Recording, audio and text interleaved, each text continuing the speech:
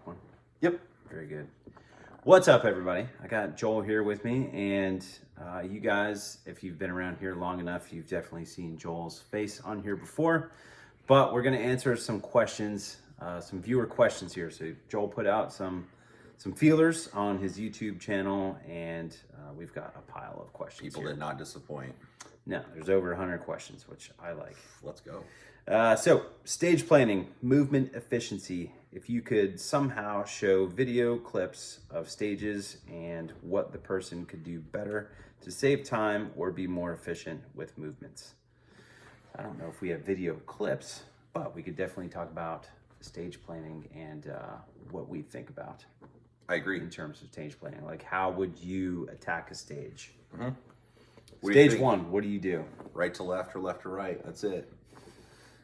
All right, I'll give you my quick stage plan. It's probably not horrible advice for someone in like C class or something. That's not normally. Here's the thing. The first thing to go through is just find out where all the targets are. It sounds dumb, but sometimes people forget them. Do you walk so with that, do you leave the fault lines and walk down and go look? If it's complicated, then sometimes I started doing that. Yeah, especially if you have this issue, send a buddy down there. Yep. Sometimes you'll be able to see the target from multiple spots, and you'll end up being like, all right, I'm supposed to come up with 20 rounds, and I keep coming up with 24. Yep. Or you keep coming up with 18. Like, am I getting that one? I'm like, what about that one? You're like, I think we got it from over there. And then it's easy sometimes just to have a buddy go down there. You're not doing anything malicious. Just stand next to the target and be like, how many places can you see this from? Like, oh, I can see it from here, here, and there. It's like, okay, which one? That's why I'm shooting it twice or 3 times. That's where the extra round counts are coming from. Or you're like, I've never seen that target before. Where do we even find that? Like, oh, you have to go to this port way over here and lean, and that's where you find. Like, okay, cool. I'm glad we found that now. Mm-hmm. So the first step is just finding all the targets. Mm-hmm. You agree? Yeah, for sure. All right, what's next? Step number 2. Well, kind of depending on start position, right? Where do you want to go next? Now, I think a really good thing to think about with any stage planning, a good principle, so to speak, is like the more shooting you can do over the course of time, the better, right? That's fair. If your stage plan includes shooting over here and then a 10-second run over to there and then shooting some more, opposed to maybe you have an 18-second stage where you're just shooting the whole time. It's like, give me the one where I'm shooting the whole time. Any sort of dead time, you're not scoring points. So I think the idea with this should be like, what way is logical to me, number one? Like, in other words, like, how can I specifically score as many points as possible? Mm-hmm. And number 2, like, what direction do I need to go? What targets do I need to shoot and say this array to put me closer to this array so I can just shoot the entire time without taking breaks? So, what target do you want to leave on? What target do you want to enter on? I think the ones that you want to leave on are the ones that put you closer to, if possible, the ones that put you closer to the next array. Like that, when I learned that was like massive for me. Makes sense. If you're not an intellect like Nick is, another way to conceptualize it is just the most efficient path. So if you have to, I don't like counting steps, but you're just looking for me, I'm a simple man. The least amount of like complicated, like there's been some stage where it's like you can shoot right, left, then right. It's like, or maybe it's a half a second slower. I'm just going to shoot all the left ones, then I'll go over and I'll shoot all the right ones. It's like, maybe it's not the most efficient, but my gut tells me it seems a lot simpler. And when the timer goes off, I'm a little bit stressed or a little bit nervous. That'll be way easier for me to remember. Mm-hmm. So normally I would just say you pick what seems to you to be the most efficient like stage plan. And I would think of it in terms of just an unlimited amount of ammo in your gun. So not thinking in terms of capacity. Because too many people think, well, especially I'm a low cap shooter, originally. So division's long since changed, but for practical shooting, I would shoot a division that only had 10 round magazines. So for that, people would often look like, I don't want to have to reload the gun if I still have bullets in it. Mm-hmm. So I want to find 5 targets to shoot them each twice. That's 10 rounds. Then I'll do a reload. Maybe I'll only shoot 4 targets for 8 rounds, but I don't want to just shoot 2 targets for 4 rounds and then do a mag change. That would be dumb. I'm dropping all this ammunition. And then people would create stage plans based off that nonsense. So instead, I think you just pick the most efficient or easy to understand plan for you. Yeah. Because if you want to get too complicated, it's too easy to start forgetting stuff. 100%. How about this? When you go into a position, are you thinking about shooting targets right to left? Or say you go, if I do that, I'm going to have to enter in on that piece of maybe that mini popper, and I don't want to do that. And I'll just bounce around or something like that. Yeah, it depends. For the most part, I want to shoot arrays right to left or left to right. I don't like zigzagging back and forth if I can avoid it. And if I have to, I can, because sometimes, like in practical shooting, there'll be an activator sequence. So you have to shoot one specific piece of steel that's going to make another target start swinging or like appear, and then it's going to disappear, and you have a limited amount of time. So that changes things a bit. Otherwise, if you have the choice, I'm going to shoot it right to left or left to right. So, yep. So like, let's say there's a really easy target here and a really hard target on this side. You could say, hey, I could go in, and if I go in on the target with the easier target, I start there, I could shoot that wall while I'm arriving in the position, so intellectually that's saving time.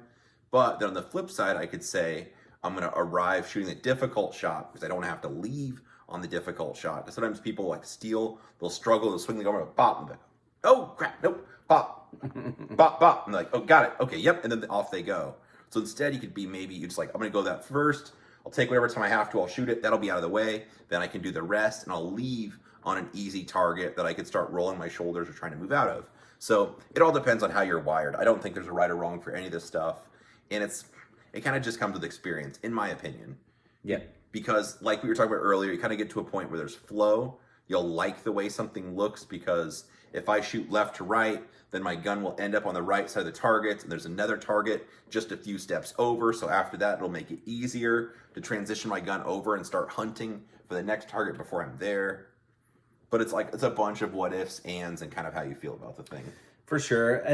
So I've had this conversation with other people where they're like, I always want to come in, like if there's an open target, I want to come in on the open target, despite where that is in the array. And I think some of the things that you need to be aware of when you do that, say that open target is in the middle of a 6 target array, and now you're going to do something like shoot the open target, and then you work your way maybe left to right, and then have to go all the way back this way.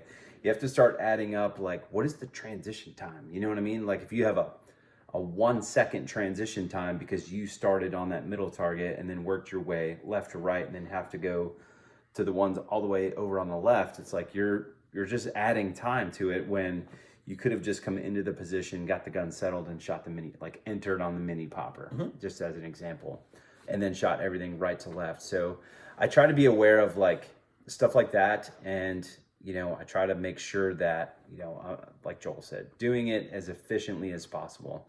The shorter the transitions, like the faster things are going to be. I mean, the majority of, I think you would agree with this, the majority of places that you steal time in USPSA is transitions and movement. Yeah, sure. The other part of his question he asked about was movement efficiency. Yep. Any thoughts? This could mean a lot of things. This could mean like getting out of position. It could mean like, we could talk about all of it. So getting out of position. What I see a lot of... I getting paid for this. That's a lot of questions. Yeah, you are. Oh, all right, just kidding. I guess I am. What I see out of a lot of people is they will exit really, really lackadaisically, and then they just like build speed and then just crash into the position. It's like, no. You actually want to do like the exact opposite of that. Like you want to blast out of that position as hard as humanly possible, despite the distance. Like if it's 4 steps, like I'm still going to push as hard as I possibly can to get out of that position, even though I might have to just maybe like chop my feet and hit the brakes immediately. I think doing things like being aware of that, like getting out of positions very, very aggressively is a good thing to be aware of.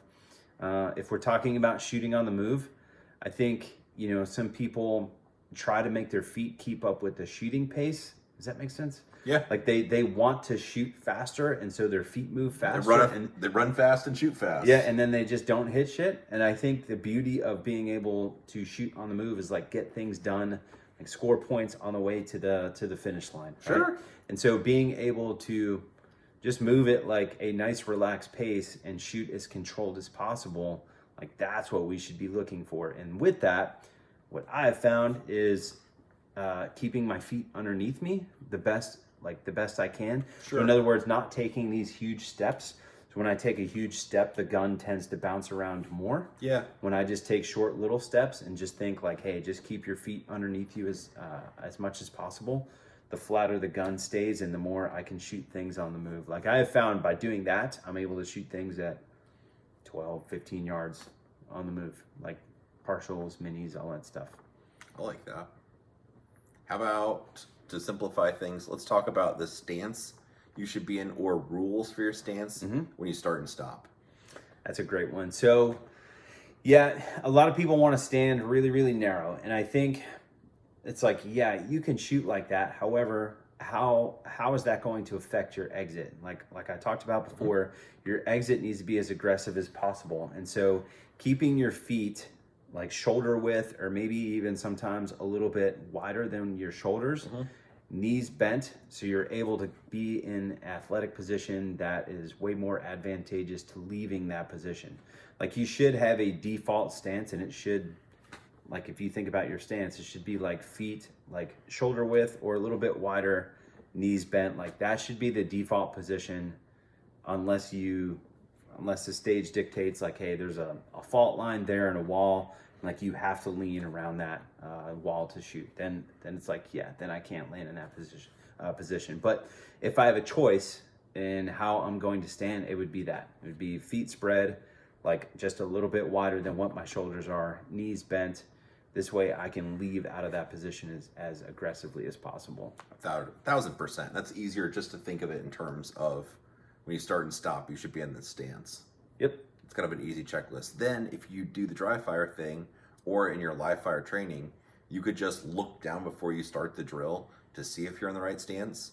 And then after you're done shooting your last shot, either with live ammunition or simulated in dry fire, you could just look down and assess, are your feet spread apart? Are your knees bent? Maybe you're leaning, like people end up leaning more one side to the other, where it's like kind of weight bias is not neutral, or one knee is bent and one's kind of extended, so you end up really not being basically straight up and down. So if like the match director makes me lean because they put up a wall or have a fall line, that's fine, but I'm not going to lean unless they make me do that. Otherwise I want to be just standing upright with that wide aggressive stance. Yeah, and I mean, in dry fire for me, I'll just do like a very, very simple drill. Actually, I would set up right in front of us. So there's a bathroom basically directly in front of me, and then there's targets inside of the bathroom. And what that allows me to do is draw the gun and then run into a position and then engage the targets that are deep into that room. And, you know, with that, I'm looking at my stance. Like, how did I land in that position? Did I land with, like, you see this all the time, just like 1 foot barely on the ground? Yeah. Like just a toe on the ground. And I think a lot of the time people aren't even aware of that. So like I'll look at stuff like that, like run into a position, and just like when I get done with it, I don't just set it up again. I like look down at my feet. Like, is this how I want my feet to be? Yeah. Like I need to have this as my default stance. Dude, I agree. I think this was good. It's a banger. I agree. Thank you for the question, sir. It's my pleasure. All right. If you guys have any questions, comments, concerns, please let us know below. Joel will be in the comments as well. Yeah. Don't at me, bro. Yeah, you totally should. All right, fine.